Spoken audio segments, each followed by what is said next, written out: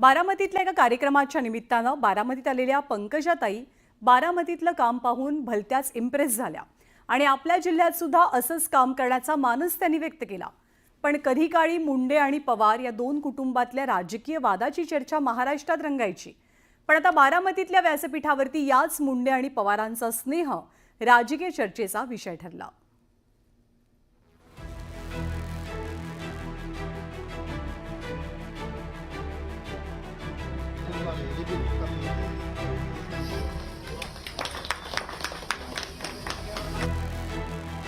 बारामतीत येऊन पंकजा मुंडे अजित पवारांच्या कामानं इतक्या भारावल्या की बीडचा विकास बारामतीसारखा करण्याची इच्छाही त्यांनी व्यक्त केली। आज आदरणीय अजितदादा पवार यांनी जे इथे कार्यक्रम आयोजित केले त्या निमित्ताने बारामती येथे आले। पहिल्यांदाच अशा दृष्टीने बारामती बघण्याचा माझा योग आला आणि खरंच इतकं सुंदर काही कामं मला बघायला मिळाली की माझी इच्छा आहे की माझ्याही जिल्ह्यात आणि मराठवाड्यामध्ये या कामांना मी रेप्लिकेट करू शकेन। आता पंकजा मुंडेंचं हे वक्तव्य महत्त्वाचं का आहे तर आत्ताच्या बीडच्या राजकीय परिस्थितीची या विधानाला किनार आहे। संतोष देशमुख हत्या प्रकरणात धनंजय मुंडे टीकेचे धनी बनले। त्यांच्यात आणि अजित पवारांमध्ये सारं काही आलबेल नाही अशी ही चर्चा रंगते आणि अशातच पंकजा यांचं बारामतीला जाणं, अजित पवारांच्या परिवारासोबत कौटुंबिक क्षण अनुभवणं आणि दादांचं दिलसे कौतुक करणं भुया उंचावणार ठरतंय। मी पण एकदम एवढ्या पॉवर पॅक्ट कार्यक्रमामध्ये मलाही वेगळं वाटतंय, कारण माझ्या जीवनात मला कधीही बारामतीच्या या मंचावर कार्यक्रम घेईल असं कधी वाटलं नव्हतं। पण ते धन्यवाद मोदीजींचे आणि आमच्या मुख्यमंत्र्यांचे की त्यांनी मला हे जे खातं दिलंय त्या खात्याच्या निमित्ताने आदरणीय अजितदादांच्या मनामध्ये खूप संकल्पना होत्या आणि त्याच्यासाठी ते म्हणे तुम्ही इथे जरूर या आणि खूप वेळ आम्हाला बघता आलं सगळं।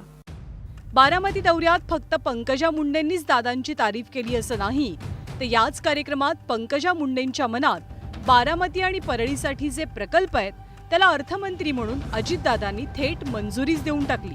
आता बारामतीच्या शैक्षणिक वैभवामध्ये भर घालण्यासारखं एक दर्जेदार पशुवैद्यकीय महाविद्यालय बारामतीमध्ये असावं असं मगाशीच मला राजूदादांनी पण बोलून दाखवलं। पंकजाताईंनी तर सांगितलं की आपल्याला द्यायचंय। मगाशीच मी त्यांना गाडीत बोलत होतो, ते म्हणले दादा ठीक आहे 2 देऊन टाकू, एक परळीला देऊन एक बारामतीला देऊ। म्हणलं हरकत नाही, हे असंच असतं आमचं। तर त्याच्यामुळं ठीक आहे, मग तुम्हाला तशी 2 द्यायची तर मी म्हणलं मंजुरी देतो फायनान्सची, कारण त्यात बारामती आहे म्हणल्यावर मंजुरी द्यावीच लागेल। त्याच्यावर परळीचाही फायदा, माझाही फायदा। आपल्या राज्याच्या राजकारणात पवार आणि मुंडे संघर्ष कायमच चर्चेत राहिलाय। 1992 साली शरद पवारांच्या विरोधात आवाज उठवणारे पहिले नेते होते गोपीनाथ मुंडे।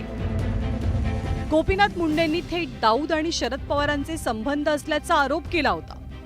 1994-95 साली गोपीनाथ मुंडेंनी शरद पवारांच्या विरोधात संघर्ष यात्रा काढली होती। 1995 सालच्या विधानसभेपूर्वी पवारांच्या विरोधात जनभावना तयार होण्यात या संघर्ष यात्रेचा मोठा वाटा असल्याचं मानलं गेलं। पुढची बरीच वर्षे या दोन नेत्यांमधले संबंध काहीसे तणावाचे राहिले। पुढे धनंजय मुंडेंना राष्ट्रवादीत घेतल्यानं शरद पवारांवरती मुंडेंचं घर फोडल्याचाही आरोप करण्यात आला। त्यामुळे पवार आणि मुंडे कुटुंबात राजकीय वादाची जुनी पार्श्वभूमी आहे, पण गेल्या काही वर्षात राजकारण बरंच बदललंय। गोपीनाथराव आज हयात नाहीत, तर शरद पवार आणि अजित पवारांच्या राजकीय वाटाही वेगळ्या झालाय। पण या सगळ्याच्या पार्श्वभूमीवर पंकजा मुंडे आणि पवार कुटुंब यांच्यात दिसलेला जिव्हाळा राजकीय चर्चेचा विषय नक्की बनला। Bureau report, news 18 Lokmat.